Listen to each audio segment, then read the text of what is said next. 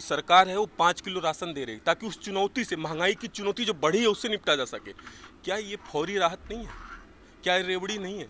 मैं अपने देश के प्रधानमंत्री से पूछना चाह रहा हूँ, जो कि अब भूतपूर्व होने वाले हैं, बहुत जितने इनके 70 साल के स्लोगन देने वाले नेता हैं, अगर वो पढ़े लिखे हैं तो इन्हीं 70 साल के जो संस्थान है उसी में पढ़े लिखे हैं।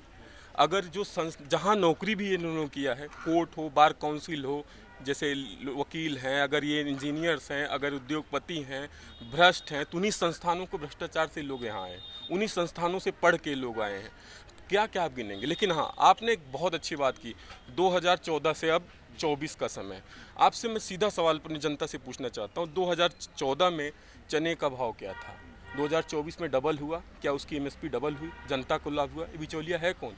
2000 मूंग का, दाल का, सरसों का, गेहूं का दाम क्या था?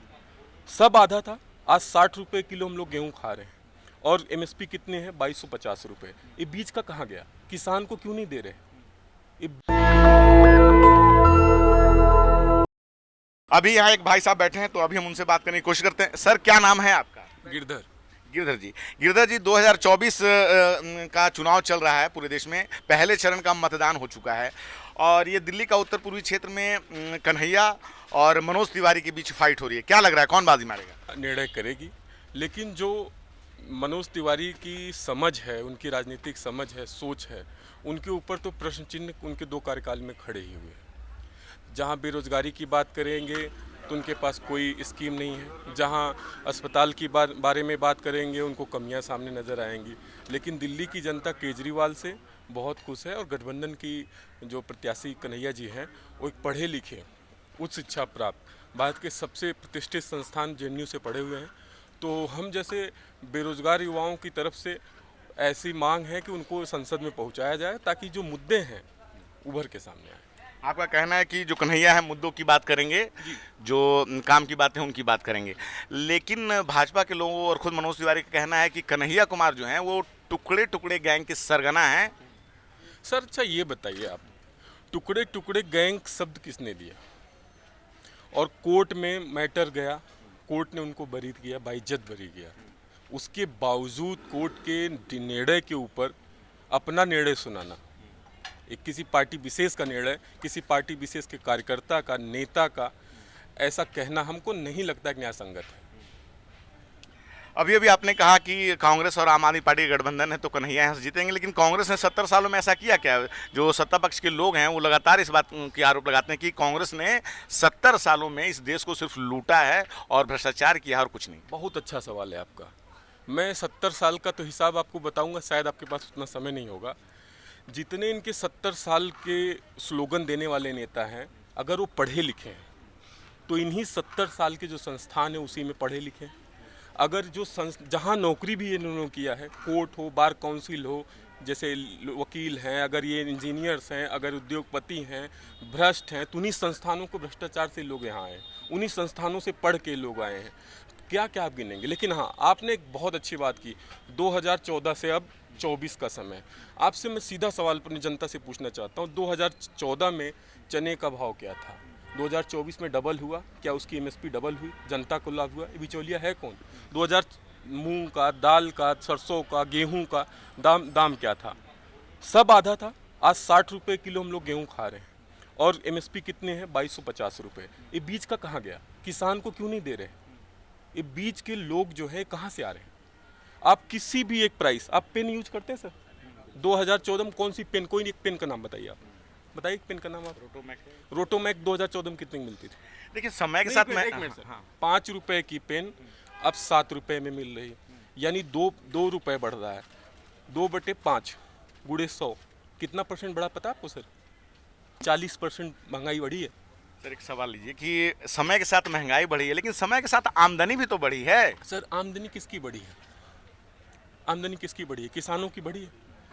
आपसे मैं बता रहा हूँ सर कि अगर निर्वाह मजदूरी, आजीविका मजदूरी की बात ये लोग करते हैं, निर्वाह मजदूरी आज 2014 में जो प्राइवेट में काम करते थे या लिमिटेड असंगठित रूप से मजदूर थे, उसमें जो काम करते थे वो 10-12 हज़ार रुपये में महंगाई ना होने की वजह से वो अपना जीवन निर्वाह कर लेते थे। आज वह चुनौती है, उस चुनौती से निपटने के लिए भारतीय जनता पार्टी की ये जो सरकार है वो 5 किलो राशन दे रही है ताकि उस चुनौती से, महंगाई की चुनौती जो बढ़ी है उससे निपटा जा सके। क्या ये फौरी राहत नहीं है? क्या ये रेवड़ी नहीं है? मैं अपने देश के प्रधानमंत्री से पूछना चाह रहा हूँ, जो कि अब भूतपूर्व होने वाले हैं, बहुत धूमधाम से सरकार जा रही है। आप देखिए किसी भी रैली में मोदी मोदी मोदी के नारे लगाने वाले बेरोजगार युवा झंडा टांगे खड़े हैं? मैं आपसे सवाल पूछता हूँ, नहीं है। कहाँ है वो? पेपर लीक का मुद्दा हो, भर्तियों की घटती संख्या का दर देख लीजिए। क्या राहुल ने जो आज जीएसटी गब्बर टैक्स है कि नहीं है? गब्बर सिंह टैक्स नहीं बोला था? इलेक्टोरल बॉन्ड क्या है? एक्सटॉर्शन है कि नहीं है? आप किस मुद्दे पे बात करें? आप कोई एक मुद्दा बताइए सर। नहीं, चंदा की बात जो आप कर रहे हैं, तो चंदा तो कांग्रेस को भी मिला है, टीएमसी को भी मिला है, अन्य दलों को भी मिला है, तो क्या आप लोग इसके आते इस बात से कि अन्य दलों को कम मिला? आपसे मैं एक सवाल पूछता हूँ, मेरे पूरे मोहल्ले में शादी हो रही है, ठीक है, सब लड़कों की शादी हो रही, दहेज दे रहे हैं, विरोध करना जरूरी है कि नहीं? आपने कानून बना दिया, जो दे दे उसको ले लो।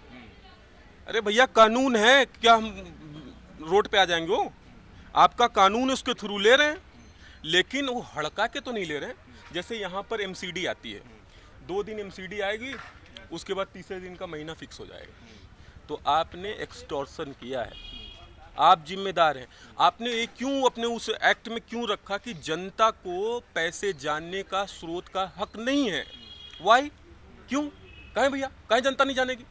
जब हम भारत के कहना है कि जब हम भारत के लोग भारत को संपूर्ण प्रभुत्व संपन्न, समाजवादी, पंथ निरपेक्ष, लोकतंत्रात्मक गणराज्य बना रहे हैं, तो हम भारत के लोगों को क्यों नहीं बताओगे कि चंदा कौन जाएगा? इसके जिम्मेदार कौन है? सत्ता पक्ष, मोदी जी। इलेक्टोरल बॉन्ड 2008 में आया, 2023 ने सुप्रीम कोर्ट ने नल एंड वाइट कर दिया, फटकार लगाई, असंवैधानिक घोषित कर दिया। इस सब असंवैधानिक मतलब समझते हैं आप सर? लेकिन असंवैधानिक मतलब समझते हैं मैं सर? समझ रहा हूँ एक आपकी मिनट, बात। हाँ, जनता मैं को समझ रहा हूँ। जनता हाँ, को समझना चाहिए। हाँ, संविधानिक जो है, संविधान के मतलब अनुरूप नहीं है। अनुरूप नहीं है। सरकार ने धोखाधड़ी की है, सरकार ने अपने विधायी कार्यों को जिम्मेदारी पूर्वक नहीं किया है, सरकार इसमें भ्रष्ट है, करप्ट है, स्टैग लगा है। लोग उसके बाद निर्लज्जता पूर्वक क्या कहते हैं? सर एक सवाल ले हाँ, लीजिए कि मोदी जी ने एएनआई को इंटरव्यू दिया है, तो उसमें उन्होंने जो इलेक्टोरल बॉन्ड को एक सक्सेस स्टोरी बताया है। आपने भी एक बात कही कि वो जनता को क्यों नहीं पता चलना चाहिए किसने दिया, तो उनका कहना है कि हमने इस प्रावधान को इसलिए रखा था कि अगर किसी पार्टी को चंदा दिया जाता है तो विपक्ष जब सत्ता में आता है तो चंदा देने वालों को तंग करता है। इस कारण जो है ये जानकारी इस तरह की बात करें कि छुपाई, ये बताइए। मैं सर आपकी बात से एकदम सहमत हूँ। जनता के सामने आपने तथ्यों को नहीं रखा, लेकिन ईडी, सीबीआई, इनकम टैक्स, ये आपके दामाद लग रहे थे, इनको इन्फॉर्मेशन दे दी। जिस कंपनी का धरती पे अस्तित्व ही नहीं है, जो घाटे में लगातार चल रही है, वो आपको चंदा दे रही। पहले की व्यवस्था मैं आपको बताता हूँ। पहले की व्यवस्था ये थी, लगातार 3 साल तक अगर कोई प्रॉफिट नहीं कर रही कंपनी, आप उसे चंदा नहीं ले सकते थे। इसमें कहाँ प्रॉब्लम है? कहाँ प्रॉब्लम है? इस व्यवस्था में आपको कमी दिख रही है? नहीं है। अगर जो कंपनी घाटे में भी है, उससे भी पैसा ले रहे हो, सक्सेस स्टोरी नहीं है सर। ये जनता को भ्रमित करने वाले मुद्दे हैं। चलिए एक आखिरी सवाल लेते हैं आपसे कि कि मोदी जी जहां भी भाषण दे रहे हैं तो वे कह रहे हैं कि विश्व में जो है भारत का डंका बज रहा है, तो आप इस पे क्या कहना सर? डंका बज रहा है, डंका बज रहा है सर, बहुत तगड़ा डंका बज रहा है। दुनिया की सबसे युवा देश हैं हम। 18 से 35 की आबादी हमारे देश की, विश्व के कई सौ संख्या के देशों से अधिक आबादी हमारे युवाओं की। हम लोग बेरोजगार हैं, हमारे पास कोई प्रशिक्षण नहीं। औद्योगिक स्तर का जो स्तर है वो 25 से 25-30 लोगों के हाथ में। आर्थिक संकेंद्रण, आर्टिकल नीति तत्व तो जानते हैं सर आप, डीपीएसपी, उसमें कहा गया आर्थिक संकेंद्रण न हो। डंका बज रहा है, भारत का कुछ उद्योगपति डंका बजा रहे हैं, और 80 करोड़ लोग सर डंका बजा रहे हैं 5 किलो की राशन की लाइन में। और सर डंका बजा है डिमोनेटाइजेशन में, आतंकवाद को रोकने में डंका बजा। आतंकवाद हमला नहीं हुआ सर? किस में नहीं डंका बज रहा है सर? किस क्षेत्र में नहीं? उद्योग में नहीं बज रहा है, बेरोजगारी में नहीं बज रहा है, पेपर लीक में डंका नहीं बज रहा है सर। कोई भी लोकतांत्रिक देश में अगर संस्थाएं परीक्षा करवाने में सफल हैं तो कानून का विषय है, लॉ का विषय है, रूल ऑफ लॉ है, और सरकार को जिम्मेदारी लेनी चाहिए, निष्पक्ष इलेक्शन अगर निर्वाचन आयोग करवा रहा है, निर्वाचन आयोग भी निष्पक्ष नहीं रहा है सर। संस्थाओं का अलोकतांत्रिकरण जिस तरीके से किया गया है सर, मैं आपसे एक चीज़ बता रहा हूँ, आप यहाँ मत खड़िए, आप अपने कैमरे को गांव की तरफ घुमाइए, बिना कास्ट वाइज देखे। आप हर गांव में 5 लोगों का व्यू लीजिए रेंडम, आपको इस देश की परिदृश्य एकदम साफ साफ समझ आएगी। बहुत ही धूमधाम से जा रहे हैं हम लोग। जैसे युवा थे जो 24 में मोदी को उत्साह के साथ लाए थे, 14 में, आज 24 हुआ, 10 साल से बेरोजगार हैं। खून में सर गर्मी नहीं है, गुस्सा है लोगों को। 2 करोड़ रोजगार, 15 लाख नौकरी, विदेश से काला धन, और 2022 का जो उनका लक्ष्य था बहुत ही चमत्कारिक था। 2014 में हम लोग लगता था कि 2022 तक नल से घर, जल से नल, गैस का कनेक्शन, महिला विधवाओं को पेंशन, बेरोजगारों को 15, पता नहीं क्या क्या सर। अब 2047 का सपना मानना क्या कहेंगे फाइनली कि 400 पार या आपकी बार तड़ी पार? सर न तो तड़ी पार न होंगे सर। भारत एक ऐसा लोकतांत्रिक देश है, निर्वाचन आयोग भले ही निष्पक्ष कार्रवाई नहीं कर रहा है, लेकिन जनता का ये कर्तव्य है, सत्ता का हस्तांतरण शांतिपूर्ण तरीके से करेगा। और भारत की बौद्धिक जनता और युवा देश होने के कारण जो भारत का बेरोजगारों ने डंका बजाया है, इनका सुपड़ा साफ होगा और 150 के आसपास से सिमट के रह जाएगी। अभी आपने सुना, एक युवा हैं जो मुखर्जी क्षेत्र में है, इन्होंने साफ साफ कहा कि जिस तरह के वादों पे सरकार 2014 में आई थी, 10 साल में वैसा काम नहीं हुआ है। और इस तरह से जब धरातल पे उतरते हैं तो जो मीडिया में दिखाया जाता है कि अब की बार 400 पार, लेकिन धरातल पे आने पे ऐसा हमें दिखाई नहीं देता है। क्या है आपकी राय इस पूरे मुद्दे पे? आप अपनी राय हमें कमेंट बॉक्स में ज़रूर बताएं। मैं रंजय कुमार, कैमरामैन आशीष के साथ, नेशनल दस्तक। धन्यवाद।